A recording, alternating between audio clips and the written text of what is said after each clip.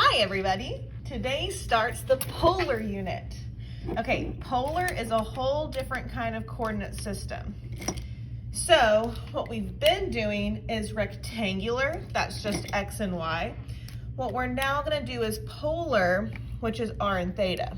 So we were doing X and Y, that's rectangular. Rectangular is also called Cartesian, but now we're switching to polar, so instead of X and Y, we're using R and theta. Okay. So even though they're two different systems, when you convert the point, it's still gonna be in the same spot.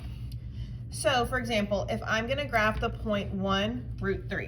So I'm gonna go 1 on the x-axis, root 3 on the y-axis. And there's our point.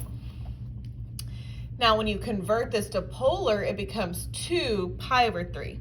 And we'll talk about converting later this unit, but what this is gonna look like, so this is R and this is theta. The R stands for the radius, so that tells me which circle I'm gonna be on. Since it's 2, we're on the second circle. So that's this circle.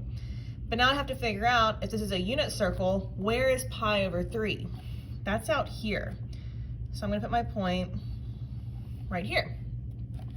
And so if you'll notice, they're pretty much in the same location. They're in the first quadrant, right there. And that's how it works. A couple new vocab words. A pole. The pole is the origin on your polar graph. So that's like that 0, 0. Now the polar axis is this positive x-axis, because this is where you start always, the polar axis. Okay, so let's do some examples of plotting. Today we're just gonna work on plotting points. So if I'm gonna plot the point 2, 45 degrees, that means I'm gonna go